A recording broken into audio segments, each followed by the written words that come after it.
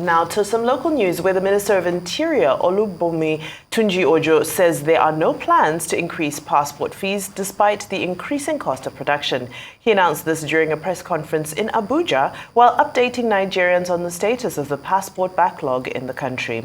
The minister says the Nigeria Immigration Service has cleared all the 204,332 passport application backlogs in line with his ultimatum earlier issued in September.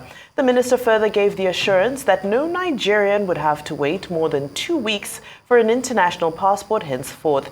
He also spoke on measures that have been put in place to ensure a less stressful and faster process of acquiring international passports. Do not give bribe to anybody because there is no reason to give bribe. The passports are there. If they say the passports are not there, please get in touch with us. We'll provide the contact details and we'll take actions. And also, I have to also state this. We are doing all these things, even though we know what the exchange rate is, but of course, we are not increasing passport fee. I do not want anybody to go to a passport office and stay for more than 10 minutes. I don't want it.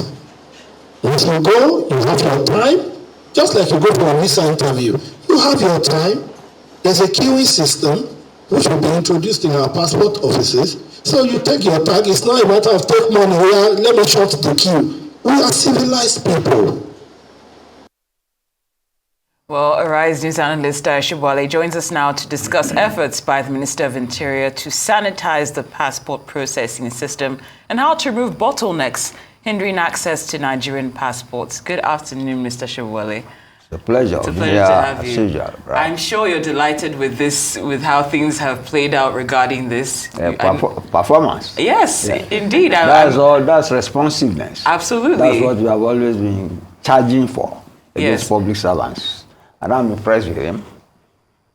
So what's your take? Are you commending him or still criticizing? I'm just glad you're commending him, and that's fine. That's great. See, but there's another problem coming out of this now. We have driven the minister to deliver. You get me? He gave deadline 2 weeks. Yes. He made it in 3 weeks, and he has even apologized. This is almost on Nigeria for not meeting his own deadline, and he has asked people to come. But see the problem. It seems the problem has been exaggerated all along by those in diaspora and Nigerians traveling every time. They have cleared the backlog of over 200,000. How many people have collected? 91,000. That will create another problem. If people collect those passports now, there's another problem. If fraudsters get hold of those, that's another problem. So the ministry has delivered. Unless the people who applied are ghost Nigerians, why have they not come to collect? So I think the ministry should not be disheartened over that. Because like the minister said, to meet his deadline, people worked overtime, they worked shifts and all that, where they said they were not printing locally. They got suppliers who printed for them free. And then over 120,000 are there uncollected. So there's a snag somewhere. But what I was even going to was that perhaps those that haven't collected were somewhat doubtful that this would actually come to fruition, and now that they're seeing it on media like Arise News, they're like, oh, this is actually happening. I might go and collect their passports. What do you think of that? Assuming that people just play tricks by asking for passport when they don't need it. You get it? What I'm trying to say now is that it seems there is a vocal set of people who travel. I can't remember where my passport is now. People who travel occasionally, or students, I don't blame them. Some have missed their deadlines for courses, for exams and things like that. Yes, but they are a very vocal lot. But we are the 120,000 Nigerians who have not come to collect their own. My own take is we don't make it a dead issue. Let the ministry go further. You can use courier service. They can publish their names. for over time, so that their neighbors may even tell them that you apply for passport, it is your right. You cannot just be putting government on the run for nothing. So, see, let us be realistic. When public servants perform as they should, we should commend them. I like this Minister of Interior. And they have even gone on record as asking people not to give anybody bribe. You know, the last time we discussed it, they said it is faster if it is online. But when you get there and you talk to the immigration officer, they will say, okay, who is helping you here? If you say it is online, they say self-help. Do you get me now? Yeah. So don't let us be chasing ourselves when there is nobody pursuing us, which is what I think has happened there. This minister has delivered. Let those Nigerians who have the passport, as long as they are not ghost Nigerians, turn up and receive their passport. Absolutely. I mean, it's very commendable, and I think everybody is celebrating. This is a win. But let's take a look at how this will unfold over the coming months and years. He made a comment about the passport price and the delivery of the passports being unaffected by the exchange rate, which we know that is currently it's still unstable. It's still fluctuating quite a bit. Now, how sustainable is that going to be? Because one of two things is going to happen. At some point, the price is going to have to change, or there's going to be another shortage and another delay. The price will not change. It was emphatic. So how sustainable? He said his president told him he should not increase the price. So how does that become sustainable? Because we know that the exchange rate, we know that there are implements that are required, that are, import-based. This is very pragmatic leader. Before, they said they were printing abroad, that the NIS generates foreign exchange, but when they want to use foreign exchange to print, they will not release to them, and they blame CBN. He has gone beyond that.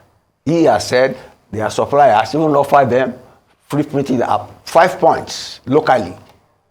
You get me? And he has said his president, his boss, gave specific instruction not to improve the price. So it's a matter of policy. It is not a matter of inflation rate rising or falling. It's a matter of sustainable policy, which is welfareist and which is supposed to make life not difficult, but better for Nigerians to get their passport.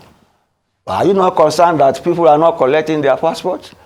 Yeah. This man it means the government, the minister has wasted his energy, and the staff who worked over shifts overnight and all that. Please, when people perform well, it is our duty now. You are media people. Find a way to help the minister to tell people who have passports, if they are not dead, to come and collect their passport. They applied for it. They applied for it in the first instance. No, it's just important for us to also make sure that this is sustainable and it's going to stay this way. So we have to interrogate it to ensure.